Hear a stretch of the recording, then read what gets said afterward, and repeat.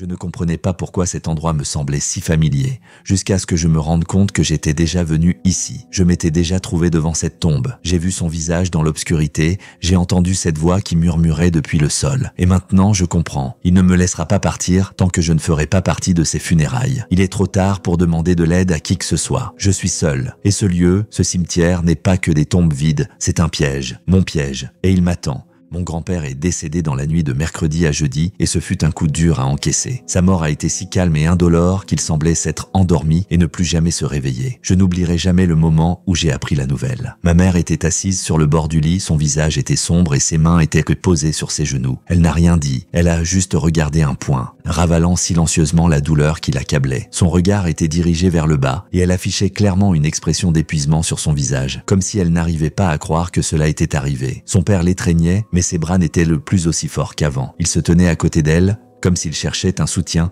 dans la situation elle-même. Je voyais son visage s'assombrir à l'idée que nous ne reverrions plus jamais notre grand-père. Ce matin-là, toutes mes pensées tournaient autour d'une seule question. Pourquoi est-ce arrivé si vite? Après tout, mon grand-père avait toujours été si fort, il s'était toujours tenu comme un roc, et voilà qu'il disparaissait si soudainement, comme si cette mort était une sorte de vague violente qui nous avait soudainement frappés. Bien que sa santé se soit détériorée ces derniers temps, je n'arrivais pas à croire que c'était arrivé si tôt. Les funérailles étaient prévues pour vendredi. Elles devaient avoir lieu au funérarium local où nous nous étions tous réunis pour faire nos derniers adieux. Il pleuvait ce jour-là. Les chemins d'asphalte mouillés étaient luisants d'eau et le ciel semblait chargé de nuages, comme s'il était alourdi par des poids inconnus. Tout ce qui nous entourait avait l'air sombre. Nous étions tous vêtus de noir, essayant de ne pas attirer l'attention sur les larmes et la tristesse qui nous submergeaient alors que nous nous tenions sous nos parapluies, marchant vers la salle. Même si j'essayais de me calmer, j'avais le cœur serré car il était si difficile de comprendre que nous ne verrions plus son sourire, que nous n'entendrions plus sa voix calme. Et même à ce moment-là, alors que nous étions entourés de notre famille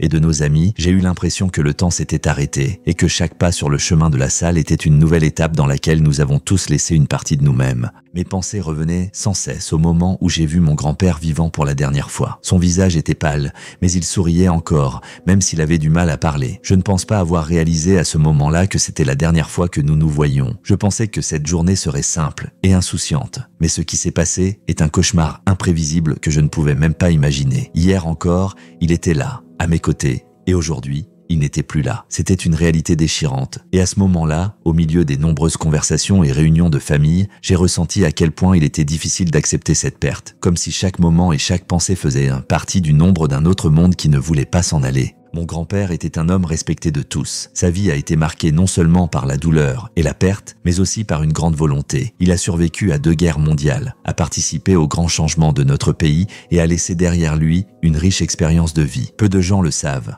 mais il a connu plus d'une perte, et chacune d'entre elles a laissé en lui de profondes cicatrices. Cependant, même dans les situations les plus difficiles, mon grand-père est resté inébranlable. Ses opinions et ses conversations nous ont toujours aidés à devenir plus forts et plus confiants. Les enfants couraient toujours vers lui lorsqu'ils avaient des problèmes, car il avait ce don particulier de pouvoir les calmer même dans les moments les plus sombres. Mais ce qui s'est passé à la fin de sa vie n'avait rien à voir avec ce que j'avais toujours appris de lui. Un jour, alors que j'étais très jeune, je lui ai demandé comment il avait pu supporter autant de choses. Il a souri et m'a dit que l'on pouvait tout supporter si l'on ne cessait pas de chercher la force. Et je l'ai cru. Ces paroles sont devenues le credo de ma vie. Cependant, ces mêmes mots sont devenus encore plus difficiles pour moi lorsque je l'ai vu s'éloigner. Au début, ce n'était qu'une légère douleur au dos, puis il a commencé à se fatiguer pour des choses simples. Au bout de quelques mois, nous l'avons tous vu perdre peu à peu ses forces. Je me souviens du moment où je suis venu le voir pour la dernière fois avant sa mort. Il était assis dans son fauteuil préféré, regardant silencieusement par la fenêtre et a soudain dit « Je n'en peux plus, c'est fini ». Ces mots me font encore mal au cœur et je ne comprenais pas pourquoi, car hier encore,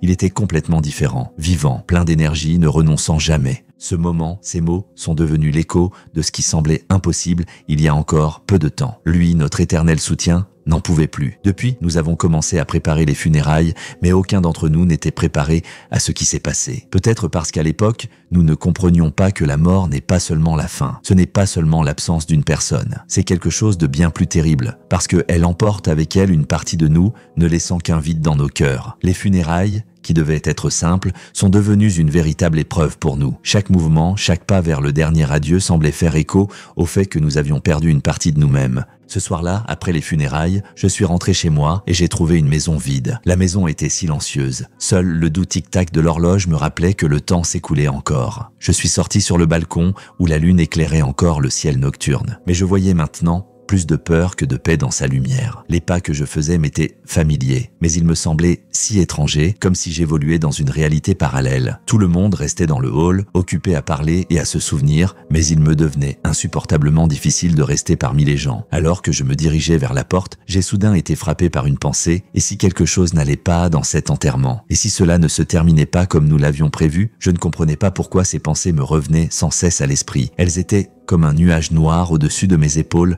comme quelque chose qui allait me tomber dessus. Je sais que c'était irrationnel, mais cela ne m'a pas arrêté. Y avait-il quelque chose d'étrange dans le comportement des gens qui étaient à l'enterrement? Et pourquoi n'ai-je rien entendu sur ce qui aurait pu se passer après la fermeture du cercueil? Était-ce trop calme? Était-ce trop précipité? Et puis j'ai soudain réalisé que d'autres personnes se posaient les mêmes questions. Même après l'enterrement, j'ai remarqué qu'ils me lançaient des regards étranges et des mouvements incertains lorsqu'il s'agissait de savoir ce qui était arrivé à mon grand-père.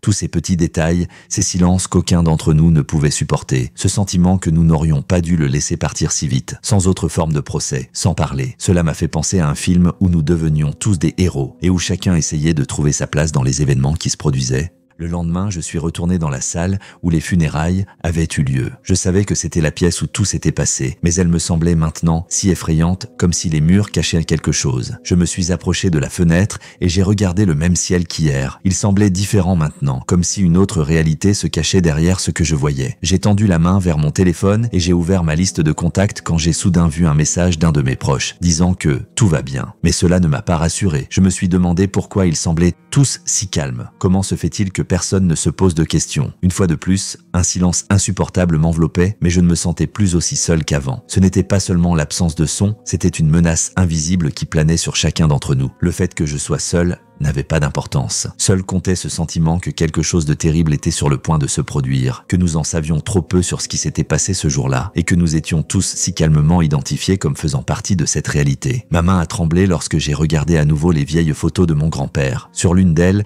il avait l'air en bonne santé et printanier, et sur l'autre, il était déjà faible et malade. Ce n'était qu'une photo, mais elle m'a rappelé à quel point tout ce que l'on croyait stable peut changer rapidement. J'ai soudain senti que je ne pourrais pas bien dormir cette nuit-là, alors j'ai décidé d'aller me promener. Mes yeux se sont involontairement tournés vers le funérarium et j'ai entendu un bruit inquiétant. Une légère brise de vent faisait bouger les feuilles. Mais il n'y avait personne. Pourquoi ce son me semblait-il si étranger et inconnu? Ce n'était que le début de ce que j'allais apprendre dans les jours suivants. Les jours suivants se sont déroulés dans un calme extrêmement étrange qui ne pouvait que me donner l'impression que quelque chose n'allait pas. Les gens autour de moi se comportaient comme si rien ne s'était passé, comme si la mort n'était qu'une étape dans la grande routine de la vie. Toutes ces belles paroles sur le repos éternel et la tranquillité d'esprit devenaient de plus en plus vides et artificielles. J'avais l'impression de ne plus être attiré par les gens, mais de m'en éloigner. C'était étrange. Car j'avais toujours fait partie de ces gens. J'avais été avec eux lorsque tous ces événements s'étaient produits. Mais maintenant, je ressentais une sorte d'aliénation, comme si tout ce qui m'entourait devenait étranger et dérangeant. J'ai commencé à me rendre plus souvent sur le site des funérailles. C'est devenu mon seul lieu de réflexion, même si cela me paraissait chaque fois plus insupportable. Le silence dans ce lieu semblait excessif. Chaque son qui résonnait dans l'air le déchirait comme un vide. Je me tenais là où nous avions enterré mon grand-père et j'essayais de comprendre ce qui se passait. Mais rien ne me donnait de réponse. Il n'y avait que des tombes vides, beaucoup de fleurs, et ce sentiment inébranlable que le temps était bloqué ici, qu'il appartenait au passé et qu'il ne serait plus jamais le même. Le troisième jour, j'ai remarqué quelque chose d'étrange. La porte à l'arrière de la salle paroissiale était inhabituellement ouverte. Je n'ai pas osé m'approcher, mais ma curiosité a pris le dessus. Je me disais que quelque chose était caché ici, dans cet endroit, quelque chose d'important. Chaque pas vers la porte me paraissait difficile. Chaque mouvement dans la rue était empreint d'une sorte de bruit hostile que je n'arrivais pas à identifier. Lorsque je suis arrivé devant le cimetière, j'ai remarqué qu'il n'y avait plus personne. C'était calme, trop calme même. Les vents qui soufflaient depuis peu s'étaient calmés et tout était aussi désert qu'après la catastrophe. La porte est restée ouverte. Je n'ai jamais aimé les changements brusques et celui-ci m'a fait un véritable choc. Je me suis approché et j'ai regardé à l'intérieur. Pendant un instant, j'ai ressenti une étrange froideur, comme si quelqu'un m'observait. Mais il n'y avait personne dans la pièce. J'ai soupiré et j'ai fait demi-tour, mais je n'arrivais pas à détacher mes yeux de la porte. Et puis quand j'ai commencé à marcher vers la sortie, je l'ai remarqué. Un homme, un grand grand homme avec un chapeau sombre qui se tenait au bord du cimetière, à l'écart de la partie principale. Il restait là à me regarder, sans bouger, et son regard était si concentré que je n'arrivais pas à le quitter des yeux. C'était comme un défi invisible, comme une question silencieuse qui apparaissait soudain dans ma tête. J'ai essayé de m'approcher, mais il s'est retourné et a disparu derrière les arbres. Mon cœur s'est accéléré. Quelqu'un m'observait visiblement, mais pourquoi? Que voulait-il? Je sentais ces questions tourner dans ma tête comme des cercles sans fin, grandissant sans cesse. Cette nuit-là, je n'arrivais plus à dormir. Je me suis allongé sur le lit et j'ai écouté le vent par la fenêtre. Cela m'a rappelé ce sentiment que l'on ressent lorsqu'on marche dans un couloir sombre et que l'on entend quelqu'un respirer derrière soi. Mais qu'en regardant autour de soi, on ne voit personne. Seule une peur profonde que la personne soit toujours là, au-delà de votre perception. Le lendemain matin, je me suis rendu compte que mes sentiments ne me trompaient pas et je suis retourné au cimetière. Cette fois, les portes étaient fermées, mais je ne pouvais plus ignorer ce que je ressentais. Quelque chose n'allait pas. Tous ces petits détails, ces regards que j'avais remarqués au cours des derniers jours, devenaient des éléments d'une grande image. Je me suis approché de la tombe de mon grand-père et j'ai soudain remarqué une étrange trace de pas. Il s'agissait d'empreintes fraîches sur le sol menant au cercueil. Ma main a tremblé lorsque je les ai touchées. J'ai regardé autour de moi mais je n'ai vu personne. En me retournant vers la route, j'ai essayé de me convaincre que ce n'était que mon imagination. Mais mon cœur se serrait de plus en plus sous l'effet de cette angoisse inexplicable. Et puis je l'ai entendu à nouveau, le même homme avec le chapeau. Il se tenait beaucoup plus près maintenant. À quelques mètres seulement, je ne l'ai pas entendu arriver. Il se tenait silencieusement, observant. Mais je ne pouvais pas partir. Le sentiment était si fort que je ne savais pas où aller. Que voulait-il de moi? Je fixais sa silhouette sombre en silence et soudain, tout devint encore plus imprévisible. D'après ses mouvements, il semblait attendre quelque chose qui devait arriver. Et cette peur était incroyable. Que pourrait-il faire si je ne répondais pas à sa demande silencieuse?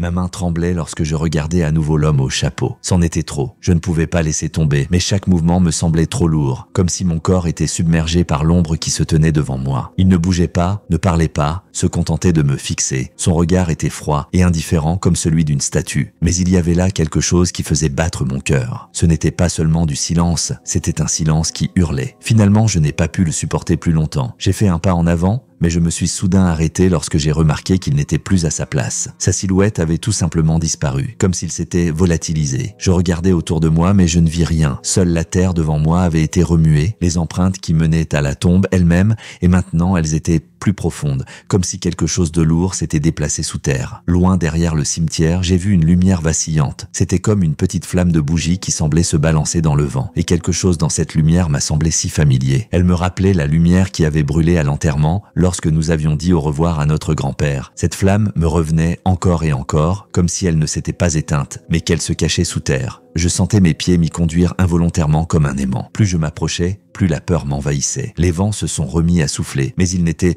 pas aussi familiers qu'avant. Ce n'était pas une simple tempête. C'était une pression qui s'exerçait sur ma poitrine, comme si l'atmosphère elle-même essayait de m'étouffer. Et soudain, j'ai compris. Ce n'était pas l'endroit qui était étrange, c'était moi qui étais différent. Lorsque je me suis enfin approché de l'endroit où brillait la bougie, j'ai vu quelque chose que je n'aurais jamais pu imaginer. Même dans mes pires cauchemars, il y avait là, parmi les arbres, un homme avec un chapeau. Mais ce n'était pas le même homme que celui que j'avais vu auparavant. Son visage avait changé, comme s'il se désintégrait avec le temps, et des pointes noires et brillantes sortaient de ses yeux, touchant mon âme. Ce n'était pas un visage humain, c'était quelque chose de complètement différent, quelque chose qui ne devrait pas exister dans le monde des vivants. Mon cœur a fait un bond, et j'ai reculé d'un pas, mais son regard ne m'a pas quitté. Je suis resté là, cloué au sol, sentant que quelque chose en moi essayait de se libérer. J'ai fait un pas en arrière, mais j'avais l'impression que mes pieds étaient collés au sol. Je n'arrivais pas à bouger. C'est alors que l'homme, ou ce qu'il en restait, a tendu la main vers l'avant. J'ai fait un autre pas en arrière, mais j'ai senti une main froide toucher mon épaule. Ce n'était pas une sensation,